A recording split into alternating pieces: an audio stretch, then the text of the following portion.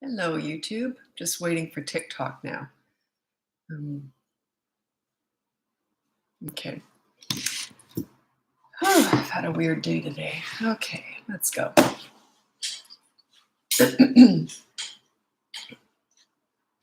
My audience is on TikTok, so I'll always be looking this way. Hello, I am. Nice to have you back. Les Jackson. Nursing with Emma. Nice to have you back. I'm trying to recognize all the names now. I don't see all that well. I'm old, so the names, your handles are a little bit lighter than the questions, so it's harder for me to see. But anyway, while we're waiting for people to turn up, I'd love to know where you're from. I'm here in Vancouver, Canada. And what time is it? Oh, it's 3:43 here right now. I never know what time I'm going to come on here.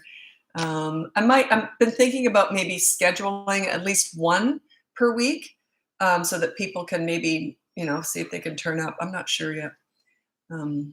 North Carolina. Hi, North Carolina.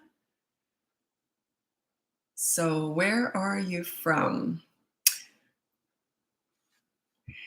Nursing. Yeah, Dallas, Texas. I want to get to Texas one day.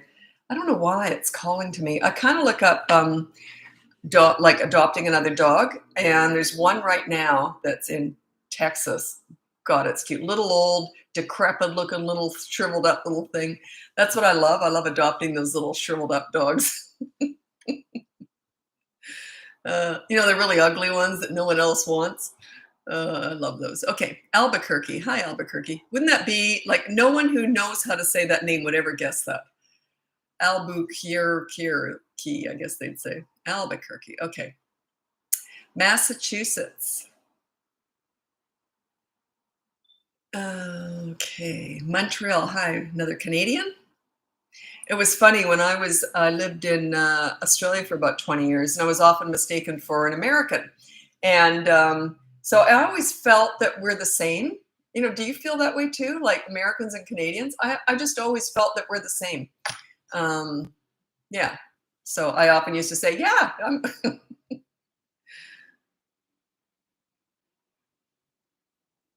Okay.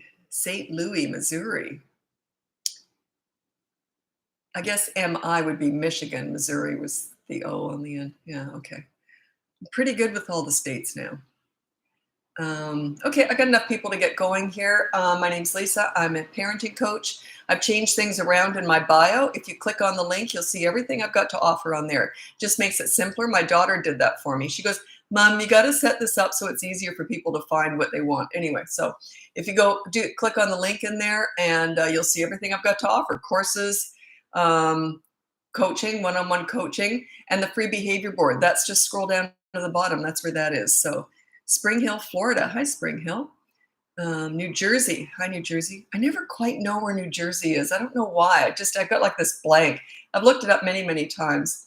I'm going to look it up again. I always think of New Jersey as like near Manhattan. I don't know why. I just do. So what is it? It's an actual state. Oh, I always thought it was like a borough. Oh, that's why I get mixed up. I don't know why. I always think of New Jersey as like a borough of New York. Ohio. Hi, Ohio. I didn't mean to do that. That is my weird sense of humor, but I didn't mean it that time. Okay, South Africa. Hi, Bernadette Jansen. Have you been here before? Bernadette Jansen. 40 minutes from Manhattan. Yeah, okay. I went to New York for my 50th birthday, took my daughter with me, and just had a blast. All we did was walk all day, every day, and for 1 week. Kuwait. Hi, Kuwait. Halifax, Nova Scotia. Excellent. I'm just fascinated hearing where people are from. Anyway, I'm having a bad day today. I don't know what's going on with me today. I'm just not in the zone. So I thought, you know what I'm going to do? I'm going to do a live because I find this like meditation to me. I love doing lives. I love talking to you. So let's get going. I love your advice. Thanks so much. I really appreciate that support. You put a lot into this. I have what I call it my heart business. Like it's not just a business to me, it's my heart. And you put so much into it. So it always means a lot to me when people say they appreciate my advice or it's helping or whatever. So because it is a heart business. It's not just about money at all. Because I was volunteering with kids for decades before I ever started this business. So Newfoundland. Hi, Newfoundland. Okay, parenting questions. Let's get going. I've changed things around. If you go in my bio, I've just got a link in there to everything I've got to offer. It's not my website anymore because my website sucks. It's really horrible. And I don't know anything about websites. And I hired someone years ago to work on my website, and they put a backlink in there. If you don't know what that is, it's not good. So yeah, anyway, I've got this, all my links are in you'll just see it's a link in there for everything I've got to offer. Okay, how to improve sibling relationships? What a great question. I talk about this quite often because I often get clients who, when they're trying to bond with their kids, they take them aside and do one-on-one bonding. And I say, no, no, no, no, no. When you're bonding with your kids, if you're struggling to get your leadership going and bonding and siblings to get along, you bond with them all together.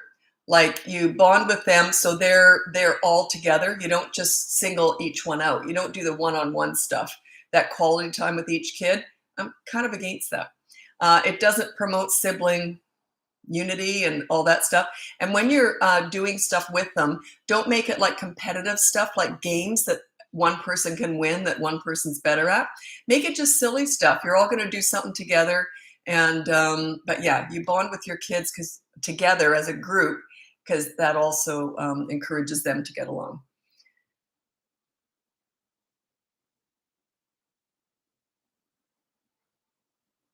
Yeah, 2-year-old. So they're fighting you on everything? Yeah, sounds normal. That's what 2-year-olds do. You just got to wait it out. It's just a stage. 2-year-olds are crazy. They're brand new, fresh human beings. They've got one marble and some tumbleweed floating around in there. So, but yeah, they're going to do stuff like that. Wait it out. It's just a stage. How to cope when you want to be the leader, but once you arrive home, you're already drained. So this is, most of my clients are both working parents. And, but yeah, that's just part of it. So what you do is you put okay. Usually what I recommend is you put 5 minutes aside every single day and you play hide and seek if you've got little kids, something like that. It's sort of like resets the whole relationship, because really what I'm teaching here, discipline's a small part of it, but that's all people ever ask me about is discipline. But really you want to bond with your kids. A leader is a friend also. You want to have fun with your kids in their world. So if you've got young children, if you've been working all day, say, okay, it's 5 o'clock. Every night at 5 o'clock, we do hide and seek for 5 minutes. So now, it's not just for them, it's for you too. You're going to engage with your kids in a positive way. You're going to de-stress. It's going to be part of your habit. You're going to be doing it every single day. And it's just a start to how you want to sort of decompress from the day. And it's all positive. It's not like, I want this, I want that, because that's normal. They haven't seen you all day, so they want everything from you. But if you just start sort of the introduction together at the end of the day with this 5 minutes of hide and seek, it just sort of starts it off a lot better.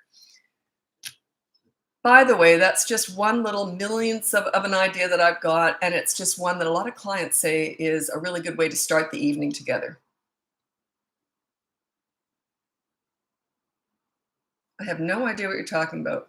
How do you feel about the CIO method? Been using Ferber, and I don't know anything about any of that. I only teach what I know through experience with kids. They taught me everything. So if someone's teaching something out there, I have no clue. I stay in my lane. I'm very careful. I don't look at what else is out there, because then it would take away from what I know. No, it wouldn't. I'm still pretty confident about what I do. But yeah, I'm kid taught. So I don't know what other people are doing. Cried out method. Oh, the cried out method. Oh, sorry, it's an acronym for that. Yeah, cried out method. Um, I'm kind of mixed on that one because I'm a real softie when it comes to babies. It's a tough one. I'll tell you what I did. Now, you mean crying it out with trying to get them to sleep? Is that what you're talking about? I'm going to go with that anyway. So I did this with both my kids. Um, I decided it was time that they could go through the whole night and they didn't need me. They didn't need to sleep with me, or they didn't need to be fed in the middle of the night. So I did that. I did I went in there every couple of minutes, patted them on the back, and it made them even worse, but I just did that to let them know, because they're so tiny, right? When they're 8, 10 months old, they're so little. So I kept going in there, patting them on the back, and I say, okay, good night. And then I went and closed the door to their nursery, and sat on the floor and sobbed. Um, yeah, I don't know what to tell you about that. It's not one of my parenting advice things that I'm going, yeah, this is what you should do. It's just a tough thing to do. So, but yeah, I hate it when babies cry. I believe, they talk about, can you spoil a baby with attention? What a bunch of crap. No, you cannot. Every time my kids cried, I picked them up when they were babies. I just did. I mean, anyway, babies are different, right? They have no concept of what's really going on yet. So,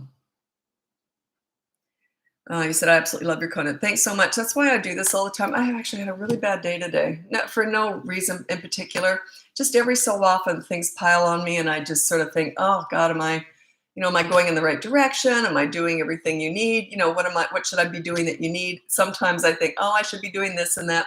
I've just had a really bad day today and just reassessing everything. So that's why I'm on here. And I really appreciate that. That helps me to get through the day, because everyone goes through self-doubt, and it's not my methods I doubt. It's how am I serving you? Am I providing you with things that you need? And because most of people I talk to, it's all free. Like, I provide this for free. So and I want to make sure I'm doing the right thing all the time. Sometimes I think, geez, I'm too hard on people, but especially in coaching. But I always say I'm always going to tell you what you need to hear, because I'm not here to be popular at all. I'm obsessed with your results. Obsessed. I want you to enjoy parenting. I'm sorry, we did too. Must be a full moon. Yeah, is it? I really believe in that stuff. I don't understand it, though. I've never looked at it or studied it. But I really do believe in that. Yeah, I just had a reassessing day, and am I serving people the way I should be? Should I be doing something different? But yeah, we all go through that. That's normal, right? And I'm old, so I understand that, life's like that, right? But usually I'm pretty level because I'm old. So usually I'm in my 60s, so you just kind of level out. But every so often I go, am I on the right path here? Am I serving people the way I should be? But if I wasn't like that, then I think it's better to be like that, because then it kind of keeps you in check. Okay. Do you have any suggestions for me to help my nanny? No, I don't. Plus, I don't know, is that like a 10-hour-a-day nanny? Do they live with you? What's the situation? Sometimes I will put the nanny on the behavior board when I'm coaching someone. It's rare. It's very, very rare, because you don't want the nanny to be the leader. You want to be the leader. It's like you don't want the teacher to be the leader. You want to be the leader. So your children are going to be respectful with everybody else. When you're a really good, strong, calm leader for your children, they respect everybody, the nanny, the teacher, whoever else. Whenever they go to someone's house for a play date, they tend to respect everybody. That's the way it works. So you don't want to teach a nanny to be a leader. You be the leader and they will respect the nanny. It's just the way it is.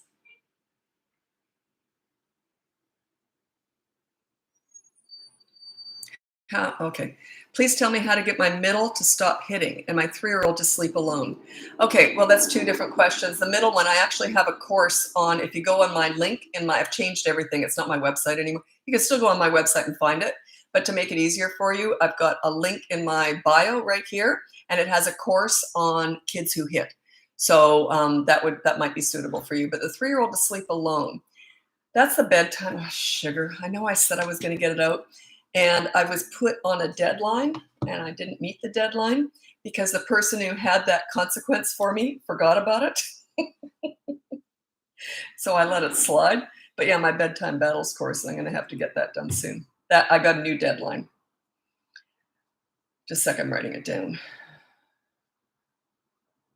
Anyway, what you do with bedtime battles is it's ugly. It's one hell of a night. It's usually one night from hell. So what you do is you say to them, they're 3 years old, they can understand this. You say, okay, it's bedtime now. You're going to stay in bed. You don't get up. Okay, good night. Love you, blah, blah, blah. Walk out the door. The first time they get up, I said it's bedtime. You stay in bed. Put them back to bed. The second time they get up, you say bedtime, one word. Every time after that, no eye contact, no words, nothing, no conversation. You just physically put them back to bed. I hate you. You hate me. Blah. Just ignore it all. You just put them back to bed. Put them back to bed. It's usually a night of sheer hell. But it's worth it. It's usually just one night, though. The worse it is, the better the result. You got to go through the storm to get to the rainbow. The bigger the storm, the bigger the rainbow. It's just the way it is.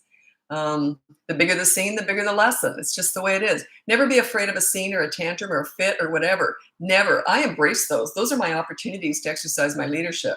So if they keep getting out of bed, that's just usually one night of hell. I would say hell. Do it on a weekend. Middle is 2.5. Yeah, that course would be perfect for you. Stop hitting. They're just a little mini courses. The most popular one I have three toddler mini courses. The most popular one is the potty training one, and people get great results with that one. But the other two do well also. But yeah, I've just provided these little mini courses with toddlers for now. You've helped me so much. I'm glad that really helps. You look vegan. Well, you already know I am, don't you? Dot. Yeah, I'm vegan. I'm a gluten-free health food vegan, which gives you an idea of how much fun I am. And I work out every day. So yeah, fun I ain't, but I'm healthy and fit. So have you considered inviting guests to your live for advice? I have done that. I think I did it once or twice. And someone came on and then they started talking about their business. And I got rid of them really fast. You know, they want my audience. That's why I don't tend to do it. I just don't. Yeah, very nice person, but they started talking about their business, and I'm like, yeah, should have seen that coming. But anyway,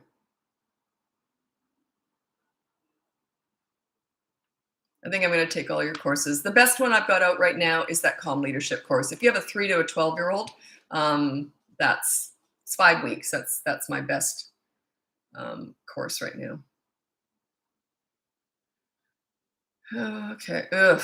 Yeah, I got that under control now. Our son was in our bed for 8 years. It's very difficult to break. Yeah, but it is just usually one night. I'll tell you a story. I had this client many years ago, probably 15 years ago. And this kid was, I want to say 6. Because 5 to me is still quite young, but 6 to me is just different. I'm going to guess 6. Anyway, this kid was still co-sleeping with the parents. And very, very in charge. This child was very much in charge. So I said, I want to deal with that. It's the first thing I want to deal with because it's a whopper. Anyway, the parents, the dad was so funny.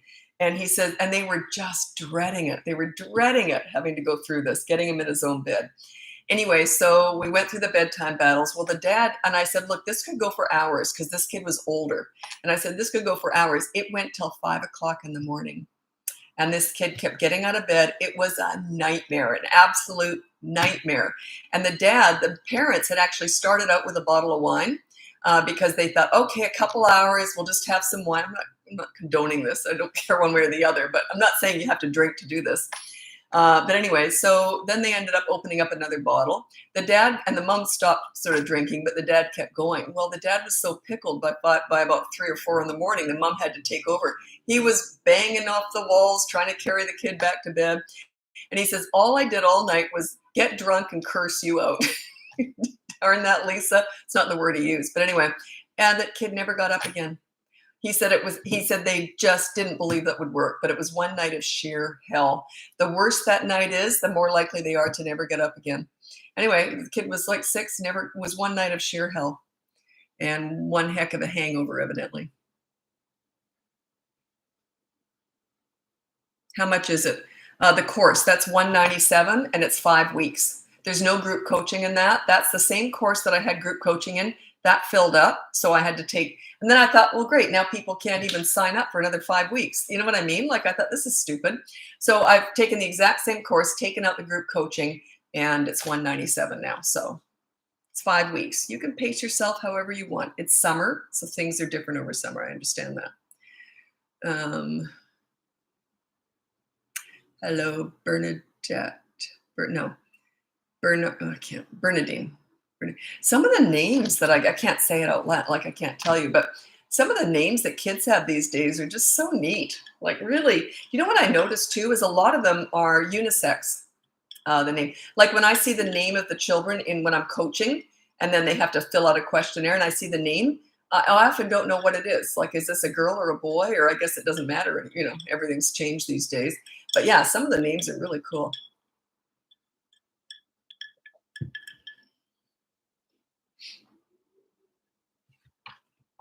Oh, good one.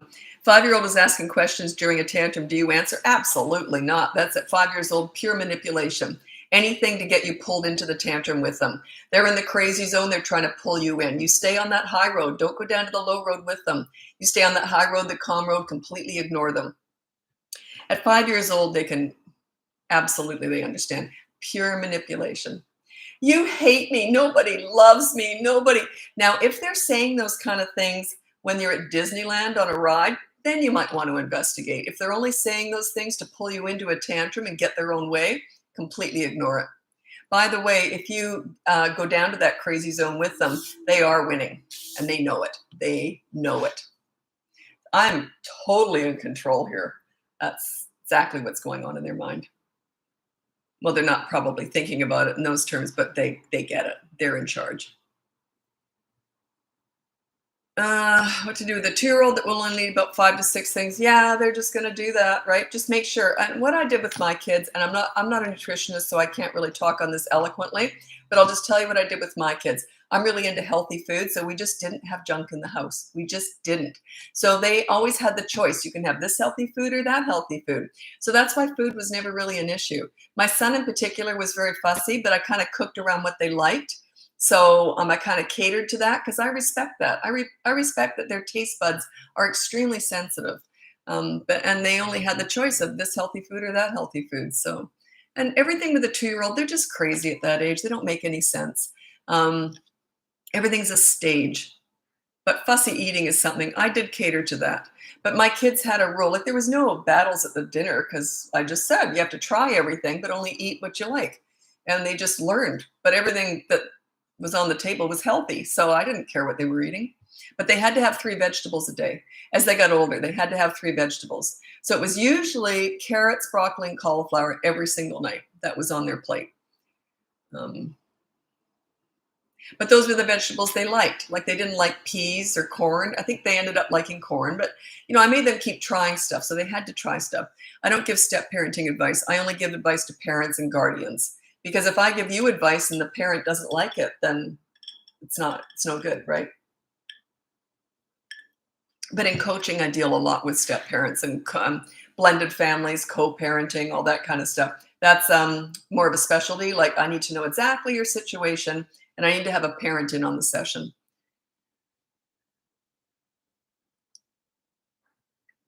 Snooped on my son's phone and found messages to his friends saying he hates himself. What do I do? He doesn't know I snooped it. That's a coaching issue. That's a coaching issue. You'd have to hire me for that. I can't possibly answer that here. So yeah, if you want to hire me, teenage stuff is almost always 5 sessions, if not more. We have to assess situations. You have to, I don't know if I'd even let him know that you saw that. I would have to assess the situation and I have to ask a lot of questions. So teenagers are my specialty. They're my favorite age. And you know what's funny is when I'm hired to work with teenagers, the girls are the most common age I'm hired with teenagers is 12 to 16. Boys is almost always 15 and just turned 15. It's bizarre. It's just that's the age with boys, 15. I mean, sometimes younger and older, but I'm saying the majority.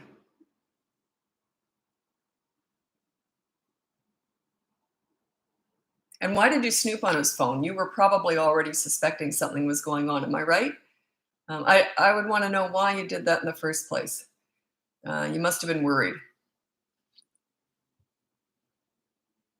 So yeah, there's clues everywhere. But I'll tell you something. Teenagers I never take anything lightly with a teenager. They scare the bejeebies out of me because they're so impulsive. They could have one negative thought and that's it, and it's just they live in the moment. They don't live for tomorrow. So a lot of it is living for tomorrow. I have to go into great detail explaining to parents how you go into trying to give them foresight into tomorrow. It's tricky. It's very tricky. Yeah, they scare the bejeebies out of me. They're so unpredictable. But they are my favorite age. I started my business working with troubled teens because I used to mentor them. And they were where I found I made those were life-saving things. So I found I could make the most difference in my business putting out fires with teenagers. And then I realized one night I was doing the news. I used to do a lot of media work. And because they'd call me in for advice on something that happened to a teenager. And anyway, this top of the news, 6 o'clock news here in Vancouver. And they said, "Can you do the top of the news spot?" And some kid had killed himself. Anyway, So, and again, discuss that. They introduced me as the crisis queen. And I stopped doing media after that. I didn't like that. I didn't want to be the crisis queen. I want to be the prevention queen. So in coaching, I still deal with crisis, but I don't discuss it on here. I'm the prevention queen. I'm not a queen, stupid. Anyway, I didn't like that at all. They were very lovely people, but it just didn't sit right with me. Advice on teenager who won't go to school? That's coaching. I don't know why they're not going to school. What's your relationship like? Do they have a girlfriend, boyfriend? Are they sexually active? Are they into drugs? What's school like? What's the history like? That's coaching. It's too big. It's too broad. Too many things. The younger they are, the simpler the problems because they're not formed yet. They're just forming. But by teenagers, they got history. I need to know that. I need to figure it out. And often parents will tell me, I'll say, no, I don't need to know that. Like they'll tell me stuff that they think is important and I'll say, no, that's not, no. And then I'll ask, crisis work is life and death stuff, teenager stuff. When they start saying self-hating things, that's to me is crisis work. It just is. When they start saying negativity about themselves, I take that really seriously. Not saying you should, I'm just saying I do as a business. That's just what I do. Yeah, most teenage stuff is coaching. Throws a fit, ignore him. Yeah. You always ignore the crazy. What do you do if a 3-year-old wants to choose between the only option? Well, what do I do if my 3-year-old doesn't want to choose between the only options given to him and he throws a fit? Just ignore him. Yeah. Are you giving options in a responsible way, or are you just trying to avoid a fit? Like, are you parenting through fear? Or are you truly just giving them an option and you're the leader? There's a difference there. Are you giving them options? Well, do you like either one of these? Like, how are you going into that? Because I'm wondering why at 3 is he throwing a fit when he's got a couple of options? I'm thinking you might be the pleaser parent. You're trying to avoid a fit. I would never do that. If I think they're going to have a scene or a fit or a meltdown, I'm like, bring it on. Like, that's my opportunity to exercise my leadership. When I'm working with clients, they just struggle with that. They say, yeah, but I don't want that. And I say, that's where the gold is. You have to embrace that stuff. How can you solve a problem unless you're willing to face it?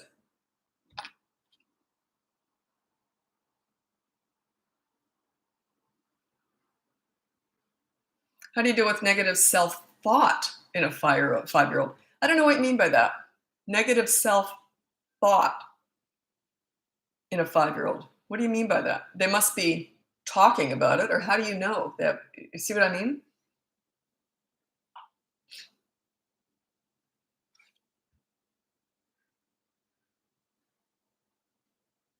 I talk a lot about the different parenting styles. There is the authority and the pleaser parent. The authority is the old-fashioned my way or the highway. I'm your parent, you respect me. The other one is the trendy one that's out right now. It's all these mini therapy sessions. I'm going to validate every single thought and feeling and fart and burp and everything you do. Roll out the red carpet because you're so special and entitled, and that's sort of what you're raising. Anyway, if you're going to err on, I'm the leader. I don't do either of those. But if you're going to err on either side, err on the side of the authority. If you're going to err on either side of those extremes, the authority raises stronger individuals. The pleaser parent raises self-entitled snowflakes with mental health issues. Not always, I'm generalizing. I'm exaggerating that. But about 30 years ago, I predicted that. I said, boy, oh boy, this trend that's coming in to please your kids, give them these participation awards. What a bunch of garbage.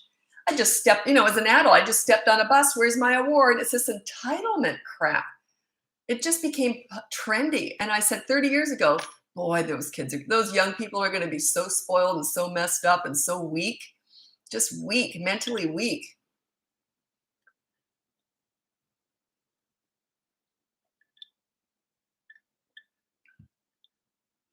Amen. As someone who manages teenagers, I've seen both sides firsthand. What do you mean by that, Ashley? You mean the authority and the pleaser? By the way, the authority parent builds more resentment in the teen years, but those kids tend to come out the other end and appreciate their parents. Both of those parents yell. The authority and the pleaser, they both yell. A leader never yells. Okay, I teach leadership. Anyway, the pleaser parent tends to build really weak young people who wipe their feet on their parents and never appreciate them. They never kind of grow out of that. Like they're just entitled and spoiled, and they have no gratitude, and it just this is what I'm exaggerating, but if you go to the extremes on either end of the spectrum, that's where you're headed. If you're going to err on either side, I teach leadership, so it's completely different from both of them. But the old-fashioned authority parent, you're going to build stronger young people who will resent you in the teen years, but they'll come out of it and appreciate you in the long run. They're going to be stronger. The pleaser parent will raise self-entitled snowflakes with mental health issues who will never appreciate you or anybody else. I'm exaggerating. I know I'm exaggerating, but that's how I see it. I thought when that came out, this pleaser parent style, I thought this is going to last about 5 years. It's been about 30 years. I've got my ideas on why. I won't. I won't. I'm not going to. I'm never going to voice why I think that's so popular. The odd time I've let it slip, but not in a big way. But yeah, I know why it's so popular. But it's garbage. Absolutely agree. Was raised by authority, that is private school headmaster. Much better than a pleaser. At least you've got some sense of some guidance, right? The pleaser, there's no guidance with that. Who do you look to for answers? Nobody. Okay. I'm a pleaser. My husband is the authority parent, and all we do is argue. I wish we worked together. Yeah, that comes up pretty much every single day with my clients in coaching. And what I say to that is, if you're going to hire me, there's often this. I'll get one parent like this and the other one like this. So, and I see it. Like sometimes I'll even eliminate that parent off the behavior board because I said, if you're not going to be on board with it, better you're off the board because you have to follow through if you're going to be on there. Plus, I also say, you've spent a lot, I always say this, you've paid a lot of money to get me to help you. So just follow it for 5 weeks or whatever. If it doesn't work, then just say, oh, well, she doesn't know what the heck she's talking about and move on to someone else. But you gotta decide. You can flip a coin, even say, hey, your way for 3 weeks. If it doesn't work, then we'll do my way for 3 weeks or 5 weeks or whatever. Yeah. You got to pick a side. But you don't have to have this exact same styles though. There's usually one leader and then the other one is usually the pleaser. It's just the way it goes. It's very hard to have a leader and an authority. It's easier to have a leader and a pleaser. And what you say to the pleaser, my ex-husband was the pleaser. He's a great dad, but I was the leader. So I used to say to him, if the kids ever get out of hand and push you around or anything, you say, do you want me to tell mom? Worked like a charm. We were on the same page. So he didn't have to be the leader, but he used to threaten with me. And I never even did anything. The kids used to say when they grew up, they said, why are we so afraid of you? You never even did anything. And I said, that was just respect, kids. Like, it's just the way it goes. So yeah, you have to be on the same page. Okay, in private coaching, do you address the taboo topics that aren't okay on live? Just curious. Oh, you mean all the crisis work? Oh God, yes. Yeah, absolutely. Coaching, everything comes flying out. I say stuff in coaching. Sometimes I think, I hope they're not recording me. I just let everything fly when I'm coaching. Only if I think they need to hear it to get results. I get obsessed with results. So if I think this would help them to get results, I let it all fly. Absolutely. Okay, the type of parent you are is also based on your own childhood and upbringing too. It is, but if it's an unhealthy upbringing, we can still change that. There's lots of parents, like a lot of my clients, they need therapy. That's what coaching often just becomes. I'm not a therapist or a counselor, but often those parents say, I hired you for the therapy. And I say, I'm not a therapist, but they say, yeah, but we still want to work with you. So that's a huge part of what I do, is trying to erase that. Not erase it, acknowledge it. And I always say, your parents did the best that they knew how. Okay. So no parent is handed a newborn in the hospital and says to that newborn, I'm going to mess you up. They're all doing the best they know how. So don't be mad at your parents if they messed up in a certain way. They love you and they did the best that they know how. But there is a better way. And here's what you do. So yeah, I have to tread quite carefully with those damaged people because they have to overcome a lot. And I understand that totally, and I have to work with that. Do you dress them through the tantrum or wait until if you got to get out the door, yeah, you just ignore the tantrum, but you're still getting them dressed. Absolutely. My son would I have two kids. One had tantrums, the other one didn't. They're born to have them or not. Anyway, I'd be getting him dressed and getting him in the car. I didn't care if he was having a tantrum. None of my business. That's his business. My 1-year-old is starting to throw them, but I don't want to miss. No, no, no, no, no, no. I don't know what else you were going to say. Anyway, when do you start ignoring tantrums? I would say about 16 months, but 16 to 18 months that you completely ignore them. Like you're just standing there filing your nails. You're not leaving the room. You're right there. And to let them know that you know what they're doing, you might look down every so often like that, like you're just waiting, right? No emotions, nothing, nothing. No eye contact. You just look their way. So they know you're right there. Don't talk to someone or be on your phone. That's dismissive and rude.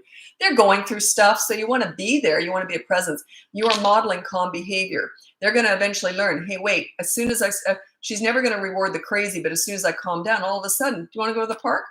You want to read a book? I reward the calm, not the crazy. Anyway, they eventually learn that. So what do you do when they're under that age, when they're under 16 months old? What you do is it's sort of diversion, but I hate that word because I hate diversion. It's one of the stupidest things out there because you never divert with broccoli. You always divert with, here's some candy. What I mean by that is when a kid's acting out and you say, oh, here's some candy. That's what I hate. But this is a little bit different.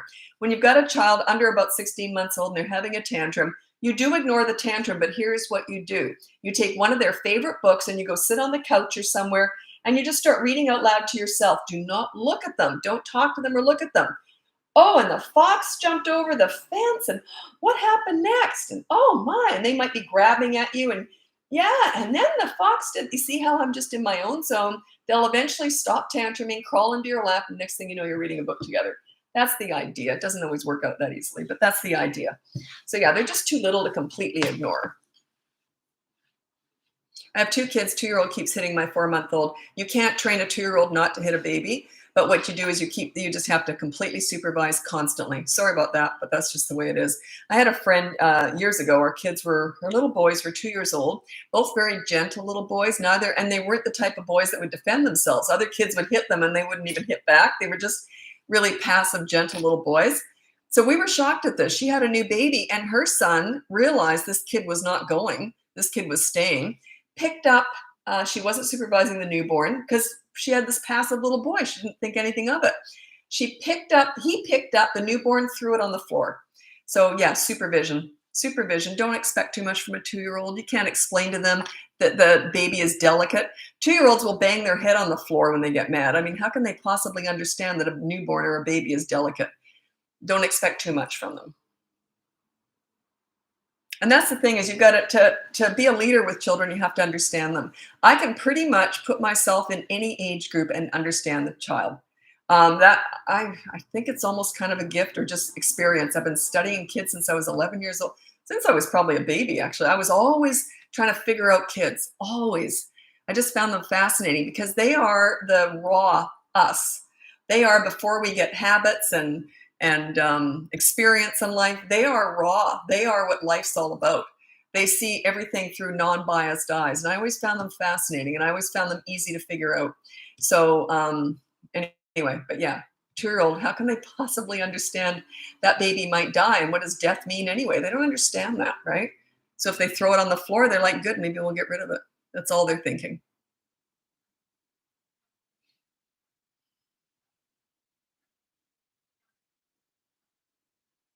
My 3-year-old acts out like an angel with me, but completely opposite when dad is home. Dad works out. Yeah, I don't know what to say to that because here's my gut reaction is when you're a leader, they're good with everybody. It's just the way it is. If they really respect you, they tend to be good with everybody.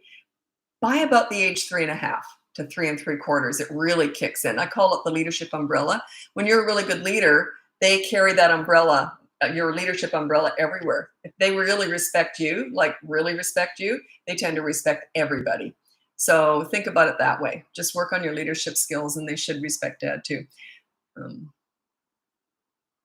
or just threaten, say, do you want me to tell mom? That's what my ex-husband did. He didn't know how to handle our son, who would sometimes push him or have tantrums with him out in the world if he was alone with him, not with me around. And then he says, how do I handle that? And I said, just say, do you want me to tell mom? That's all it took. And our son would go, ooh, never mind. So they only need one really good leader. Their dad was a great dad, but he just wasn't the leader type, right? They love you both the same, but there's usually one really clear leader. My mom was the leader. My dad was the pleaser. But it got to as I got older, I thought, well, I didn't want to take advantage of dad because mom might find out. Like, I hated it. If I disappointed my mom, I hated it. I hated this look. This would be my mom. She'd go like this. Oh, just I hated that because I looked up to my mom. That's the leader, right? Okay. Oh God, smart Whitney. Oh, you've been here lots of times. How do you build respect? I can't take my 4-year-old out in public. He's feral. I know it's my fault. That's the most important thing you said there. The reason is, of course, it's your fault. You've trained him to do that. And that's good. Identify it and say, yeah, I messed up. I'm going to learn better. Because if you try and blame your kids for the way they're acting, you lose control. You're completely out of control. How can you control if it's not your fault? What I mean by fault is responsibility. If their behavior isn't your responsibility, you absolve yourself of that. And then you're never going to be the leader. So yeah, as soon as you say, yeah, it's my fault, I'm going to fix this. If you want my course, it's on, if you go on, not my website, it's still on my website, but I've got this link up there. I've just made it simpler for you. Go on that link in my bio and it'll take you right to that Calm Leadership course. That would be really good for you. 4 years old, that's a really good time for you. Like 4 is a really nice age to start this with. 3, they're still young. It works, but it's 4 is when they really, 3 3/4 is when they really can start to reason. How do you deal with a child who lies? If they're 3 and over, you can start my behavior board. That's in the link in my bio. You put on the behavior board, no lying. If they lie, there's a consequence. And that behavior board is completely free. It's in my bio, the link in there, and tons of people have had great success on their own with that. There's 3 different levels of all this. When you want to learn how to be a calm leader, the first level is free. That's the behavior board. It's all in that link, the behavior board. The second level is my Calm Leadership course, and that's $197. And then coaching is the one-on-one with me. That's the next level up. Depends on where you're at and what you want. Yeah, that behavior board's free, and it always was, and it always will be. I started coaching, I think, 17 years ago now. Yeah, I think it was 17. Yeah. Anyway, 17 years ago, and the first year I was coaching, I didn't have a behavior board because I've never used one. And I thought, why are people not getting the results I was expecting them to get? I was throwing too much at them. And then I thought, I came up with that behavior board, put the parents on it too, and changed everything. And then we do step by step by step. I take them through, I pace it all out. It takes you through a process. So you start with one behavior board 1 week, then you've got 2, then you've got 3. And then if I'm working with you or in the course, weeks 4 and 5 are you get away from the behavior board and you do in the moment discipline with everything else. And that's where the real gold is. But you got to work your way up to that. Okay, tips to deal with a teen who exaggerates lies to social workers, to school social workers. Yeah. I don't know. I don't know what's going on there. You would have to hire me for that. I have no idea. I need history. I need context. I need information. I need to assess that situation to figure it out. And oftentimes, parents will tell me, "Oh, this is what's happening," and they'll say, "And I think that's why." And I'll say, "No, it isn't." It's. I've been doing this for so many years now. I never know where I'm going to get the clue to what's really going on. I never have any idea. Parents just start talking, and I'll go, "Stop. What did you just say?" And they're often like, "Oh, that was nothing." And I'm like, "That's the answer right there." So I never know what it's going to be. So I can't possibly. I need to assess the situation. I don't know why they're lying.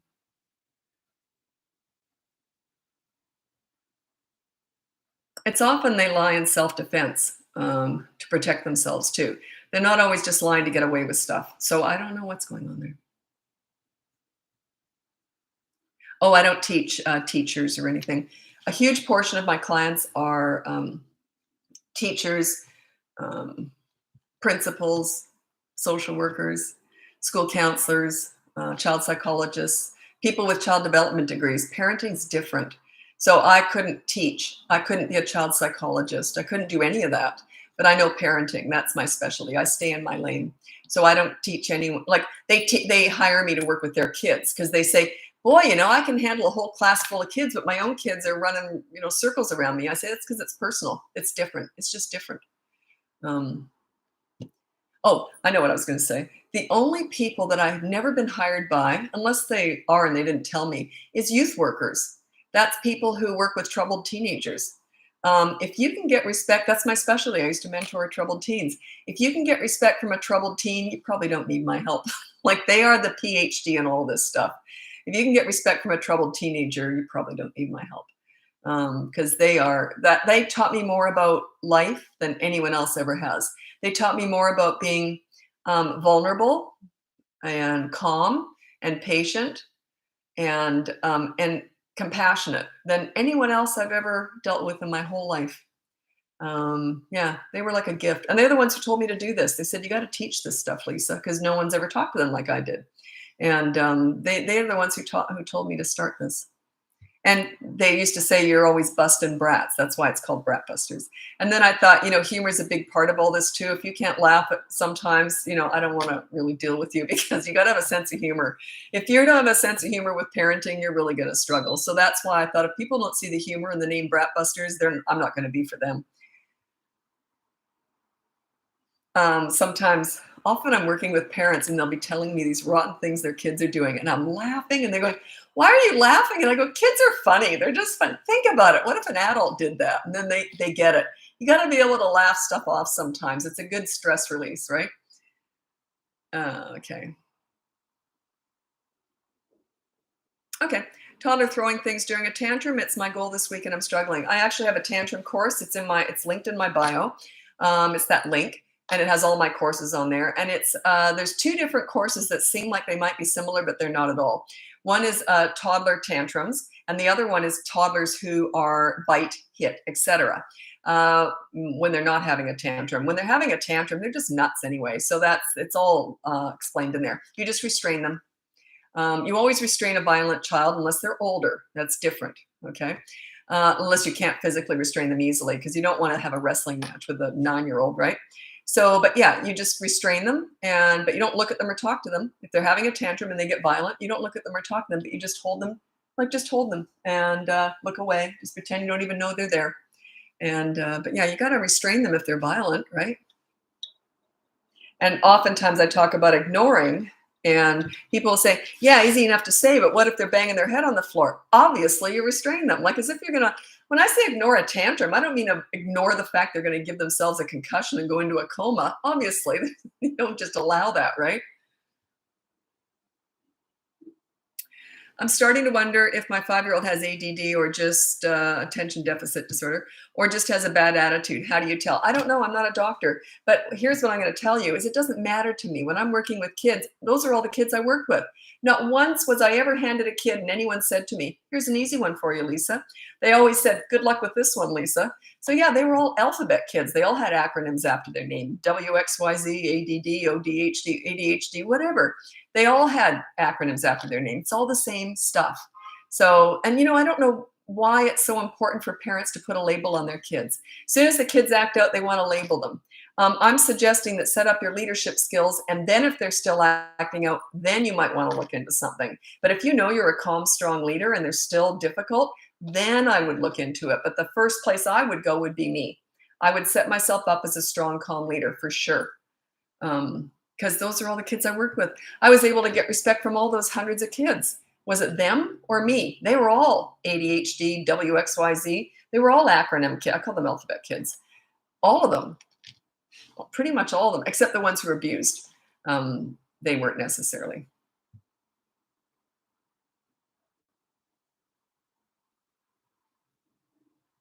You asked about your daughter biting herself. Is she 2, 12? I need to know the age.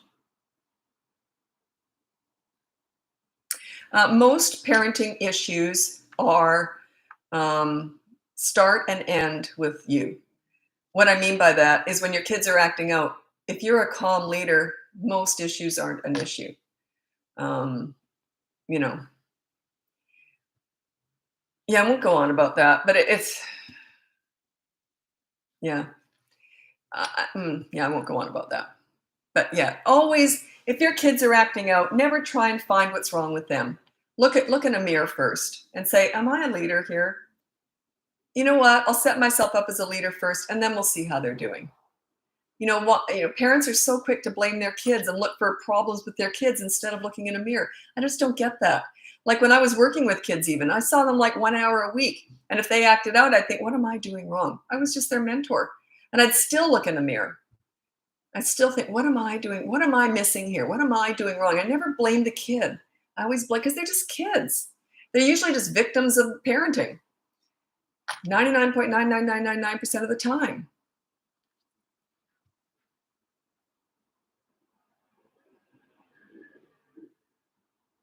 How to best set yourself up as a leader. Sorry, I just joining and definitely needed the session. Yeah, I do have, if you go on the link in my bio, there's a course on calm leadership. It goes through 5 weeks that explains exactly how, it's all paced out, exactly how you need to follow it. Yeah, you could skip a week, but don't rush. Don't try and zip through it. It takes 5 weeks. What makes a leader? Good listening skills, good negotiating skills, compassion, being organized, following through, being consistent, being 100% predictable. My kids knew exactly how I would react no matter where we were, what was going on. They knew 100% exactly how mom would react to everything. I was the exact same mother if we were on a plane, at home, in a restaurant. I was the same mother everywhere we went. And they were really respectful kids because they felt, when they feel safe they feel safe when they're with a leader. Why would they act out? It doesn't make any sense. They just wouldn't have acted out. It wouldn't have made any sense. Children are never disrespectful if you're a leader. They just aren't. Teenage years, they might get moody, but you got to learn how to walk away from that. That's a whole different thing, by the way. It's still on you, though. Always look in the mirror. If your kids are having a problem, say, what can I do to be a better parent? And then you eliminate all that stuff. So, okay, I got my leadership sorted out. They're still acting out. Then we might get some assessing done. That would be my suggestion. But if you really want to have your kids assessed, go ahead. Like, I'm not saying you shouldn't, but that would be what I would do. I would work on myself first. I tell a lot of stories in coaching that I don't tell on here, because I don't want to scare you.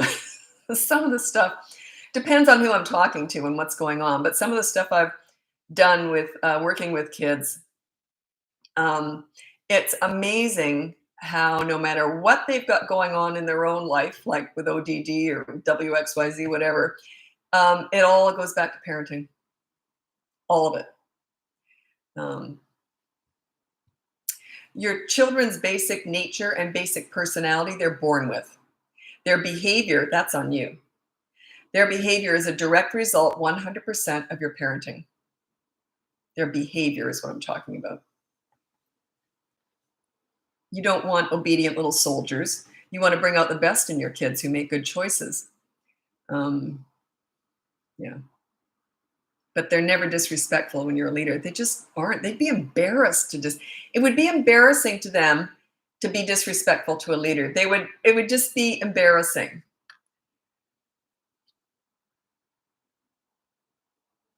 Is the behavior chart online or just it's just instructions? You have to do it up on a big board, do it whatever you want, but it has to be big. I usually suggest poster boards because you're going to end up with 3 of them.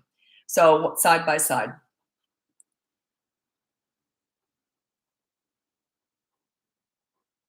Yeah. You give great advice. I'm a nanny for many years, and staying and keeping calm always works. It just is. I always say the worse your kids get, the calmer you've got to get.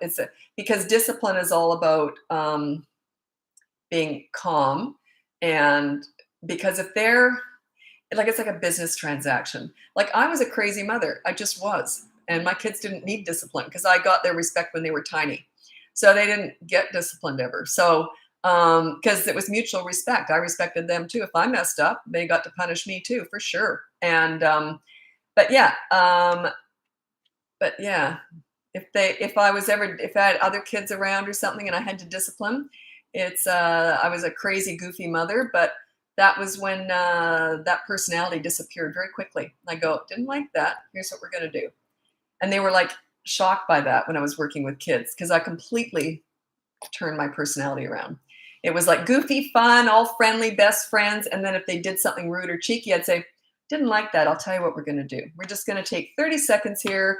And I'll just look at the stars for a while or look at the wall for a while. Just let them know I didn't like that. And that's when I was all business, no emotions, just total business transaction. No emotions, nothing. I get very quiet and slow talking when I'm dealing with bad behavior. And it's always stuff like this. Didn't like that. I'll tell you what we're going to do. Okay. That was kind of like that.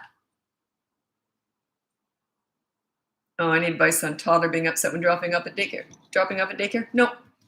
Do the dump and run though, make it real fast, like pulling off a band-aid, and always end with when you're going to see them again. Okay, I'll see you after. You don't say, bye-bye, I'm going for all day. You leave on that positive. Okay, I'll see you at 5 or whatever, and then just leave. Yeah, they'll get used to it. Pulling it off like a band-aid. Don't pull it off slowly.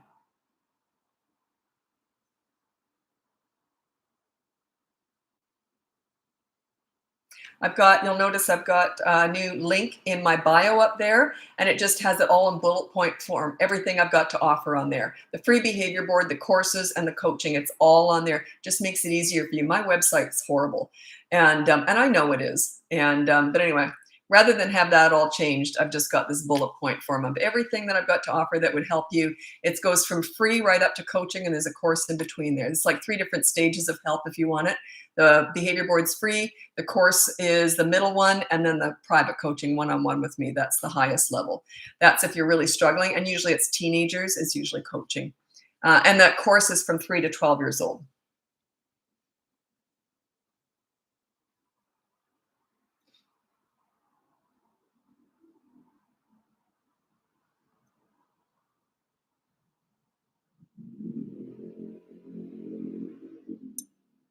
Okay.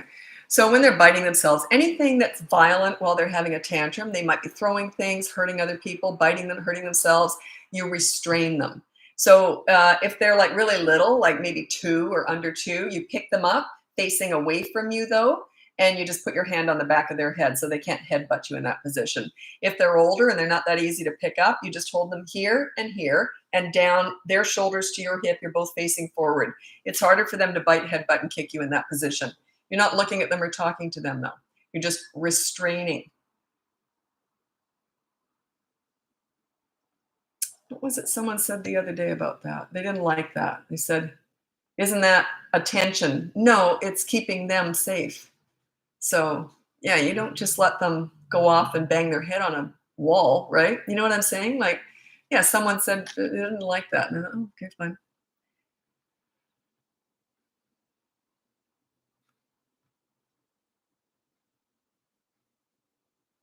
Going through terrible 3, cries every nap now he wants. Okay, both my kids stopped regular napping at 12 months old. So maybe your 3-year-old just doesn't need naps.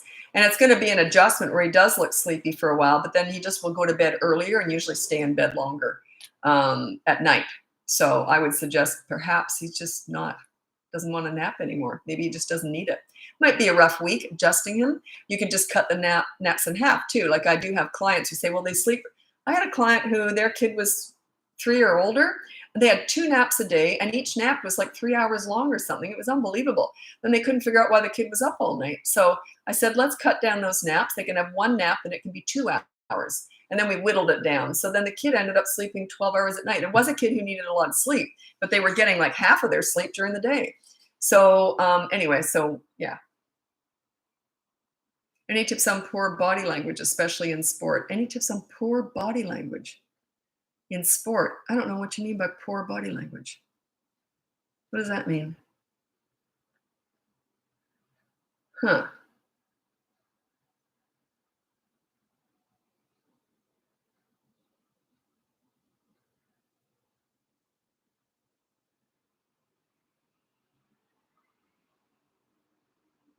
Time is it? Oh, it's around dinner time and bedtime. It's actually quite slow right now. Usually I get a couple thousand people in these lives. So it's quite slow. I'm not getting as many questions, but I haven't quite gone the whole hour. I usually go to a whole hour. So if I don't get any more questions, I'll just end it here. Um,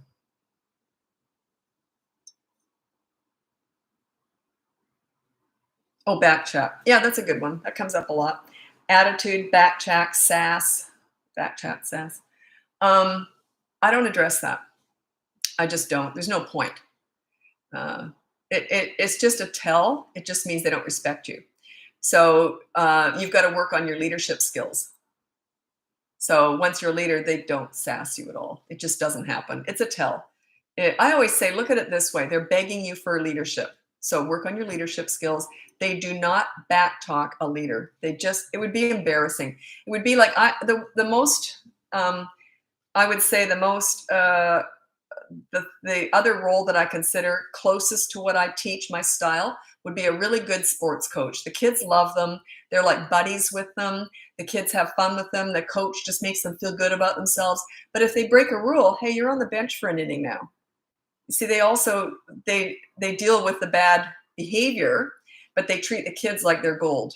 And the kids want to please that coach. Would they ever back chat or sass a coach that they loved? It's like that. It just wouldn't feel, they just wouldn't do it because they want to please you. They look up, you're like a mentor. When you get good, it's just like a mentor. They want to please you. And then when they're teenagers, they just don't want to disappoint you. You want them to be more their own leaders. You want to start shifting that because you want to raise strong, independent adults, right? So you want to start, it changes when they're teenagers. But when they're young, you're their mentor, their leader. They want to please you. They just don't sass you. It just doesn't happen. If my kids had ever sassed me, I think I would have fainted. Like, really? It just doesn't happen. But I didn't yell or anything either. You're asking for it if you yell, or if you're inconsistent, or if you're too harsh and you don't apologize later. Like, you've got to be accountable. A leader sets themselves up at a standard. So you'll get there. It's going to be hard at first. Yeah, it's hard because you're learning. But you'll set yourself up that it just gets easier. They get easier. You get easier. It starts to flow after a while. It starts to get easier. It's hard work, though. Getting respect is hell. It's really hard work. If you have none, getting it is really hard. Sorry, my phone is starting to die. Getting respect is really hard, but maintaining it is a piece of cake. It's not like dieting. They always say losing weight is easy. I think I froze. I was just talking about how I just connected my power here. Getting respect is really difficult, but maintaining it is easy. So you got to be willing to go through this to get it. But once you've got it, maintaining it's a piece of cake. It's not like dieting.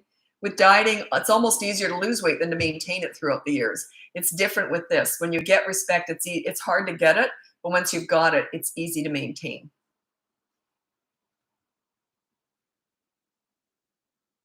Okay, I'm a foster parent. Any tips on making a child feel loved and safe? Boys are 12 through 6. Yeah, that's tough because I don't know their history. Most kids are damaged. So what I do is I focus on what they're good at, what they're proud of. By the way, they're not always the same thing. So whatever they're proud of, because they're often can really suck at something, but they're proud of it. So work on what makes them feel good about themselves. Find that and just dive on it. Whatever makes them feel good about themselves, find it and focus on that. That's what I did when I was working with damaged kids, mentoring damaged kids. I focused on what they were proud of. It wasn't always what they were good at. Often, we often tend to focus on what they're good at, but that's not always what brings them the source of pride and identity. So yeah, I got a million different things I could tell you there, but that's something that maybe you didn't think of. Focus on what they're proud of, what makes them feel good about themselves. And they might not be good at it though. And that's okay. Yeah. How do I present myself when disciplining? I always feel like I get the tense and look mad. Yeah, that's really important because I do go into that really deep dive into that when I'm doing one-on-one coaching, because body language and tone of voice is everything. Like if I'm disciplining, and I just touched on that a few minutes ago, usually I'm really goofy with kids. I just am. I'm the nutcase with kids. But if they ever stepped out of line with me, I'd say, tell you what, I didn't like that. So here's what we're going to do. And then after I've said, oh, here's the consequence, and then I would say, do you understand? Okay, good. Then I go back to normal. You don't drag it out. You don't hold grudges. They're not in the doghouse. You've already laid down the consequence and get it over with, and then go back to being fun again. So, but yeah, it's got to be a quick, yeah, I didn't like that. So I'll tell you what we're going to do. You're going to be emptying the dishwasher later or whatever. Do you understand? Okay, good. If they have a fit, just say, okay, and then just ignore them. How do you keep your cool? You fake it till you make it. It's hard at first, but once you start seeing results, it gets easier. All my clients say that. They say, God, it's hell at first. And I say, yeah, it is. But that's why we do role playing. Often if they're really struggling with that, We'll role play. I'll show them what to do, then they'll be me and I'll be the kid. And I'll sass the heck out of them. And then they'll have to respond, so. Do you punish with consequence or take things away? Well, it's the same thing. And I don't really like the word punish. I teach kids to be accountable for their actions. That thing. I used to say things like this to my kids. Well, you chose that. Now I have to come in and have a consequence for you. And they go, sorry, Mom. Like they just understood. It's all up to them. So not so much punishment, but you have to be accountable for what you do. Like if I don't pay the rent or my mortgage or whatever, then I get kicked out of my home. If I don't pay my car insurance, I lose my car. If I speed down the freeway, I might get a ticket. See, you got to teach them to be accountable. So it's more like that. It's not really punishment. It's just, hey, look, you made that poor decision. So here's the consequence. Do you understand? Because they see you being accountable too. That's why you're on the behavior board. Check that out in the link above. I have everything listed. It's all in bullet form now. You can still go to my website if you want, but it's just easier if you go in that little bio. Just click on it and it has everything I've got to offer. On the behavior board, you'll see that you're on that too. That's what makes it work. You got to give respect to get it. It's not a one-way street. That's the old-fashioned authority style parenting. It's a one-way street, my way or the highway. I don't do any of that. I'm very accountable for what I do. My kids loved it when I messed up. They would instantly look at each other like this because they knew if I was being too tough on them, rushing them around, getting impatient, they would instantly look at each other because they knew I'd be taking them somewhere afterwards. Like, yeah, I know, I'm sorry, because I always say never approach me in the moment if I'm rushing around because adults have responsibilities. You're often in a rush, but later on always come out, and they would come after me. Oh, don't buy me as a gift for someone. It often goes sour. If they want me, sure, you can hire me for coaching and explain the situation. But yeah, generally, I suggest you don't. Years and years ago, a mother-in-law hired me for her daughter-in-law. Yeah, I remember that one. That was a long time ago. Didn't go very well. Like to me, I see it like a fitness coach or just something. But people still are very sensitive about parenting, and they take it as a real. How would you feel if someone bought you a Diet Center gift certificate? You see, it's like that. Yeah. If you want to buy it as a gift, ask them first. Would you like this as a gift? Yeah, but even that, be careful with that. Yeah, that daughter-in-law, she wasn't impressed. That was funny. And all we ended up talking about was the mother-in-law. So I thought, well, that's the problem. I didn't say that, but it's funny. That was a long time ago. They wouldn't be watching me now. The kids are all grown. 3-year-old whines for everything. Do I ignore it? Okay. It's a good question because it brings up this topic that you're not always just correcting what you don't want. You're also showing them what you do want. So I would say, no, you don't talk like that. This is how you sound. They might not even know how they sound. I want that. You don't talk like that. You say, may I please have? And then you might get it. You might not though. Okay. But you'll never get anything if you whine. So then just explain that first. And then if they whine, just go like this and look away. I would ignore it once you've explained it. Years ago, I had this kid in the car. I didn't really know the kid or the mom that well. It was at school, and I was in school all the time. They were new, but I was always there volunteering with the kids. So the mom had asked me, she got my number from the teacher, I think, and she called me up, and she says, look, I know we don't really know each other, but I've got an emergency after school, and I've seen you around school. Would you mind picking my kid up and taking her home? And after school, and I'll pick her up when I can. They had some family emergency. And I said, of course. So anyway, I had this kid in the backseat of the car. I didn't really know this kid. I think they were about 5 or 6. I don't remember. Anyway, she was in the backseat of the car, and everything she said was in a whine. And I can handle tantrums till the cows come home. Bring it on. Whining, it's like, I can handle nails on a chalkboard. No problem. Whining, no. My feelings hurt in my teeth. She was in the backseat of the car. When's my mom come? Everything she said. And I thought, I don't even think she knows how she sounds. So I looked at her in the rearview mirror and I said, she asked me a question in this whiny voice. And I said, I don't know. What would you do? And she looked like that. And I said, that's how you sound. And she looked shocked. And then I never brought it up again. But then I corrected her a couple more times. I didn't mimic her again. I just said, talk nicely. And then she did. She was great with me the rest of she was there for hours. But anyway, and she was great with me after that. But she had no idea how she sounded. Her mom comes to pick her up. She goes right into the whiny zone again. And I thought, oh, God. She just wasn't corrected. So she didn't know.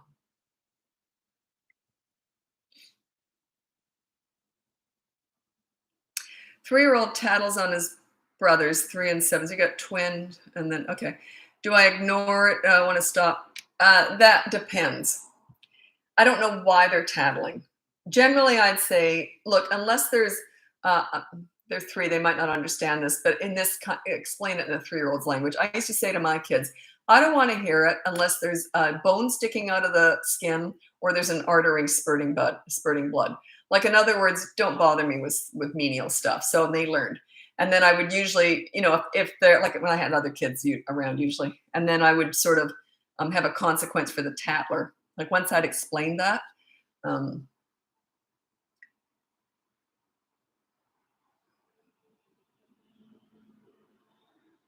okay.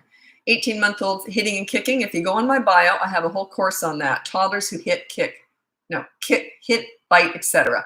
If you're interested in that. But yeah, you just restrain them and you say, well, it's consistent corrective action. So you say no, and then you do it every single time because they learn through repetition.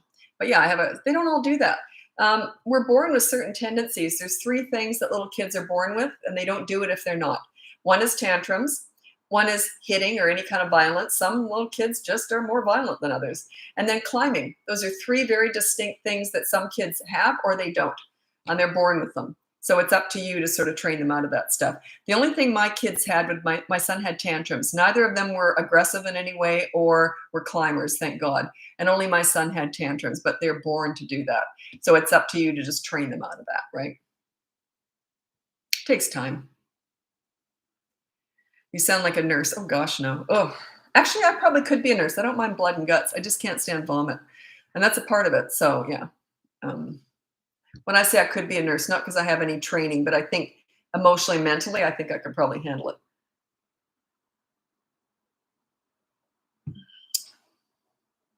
My daughter has a very good friend that's a nurse, and some of the stuff that she has to deal with, she's quite high up in nursing too. She's gone through all. I didn't know a lot about nursing. There's all different levels of nursing, and you have to qualify for all these different levels. It's quite interesting. She's very dynamic young girl, so she's really worked her way up. But yeah, it's a very admirable thing, and I don't have that at all. I know nothing about that.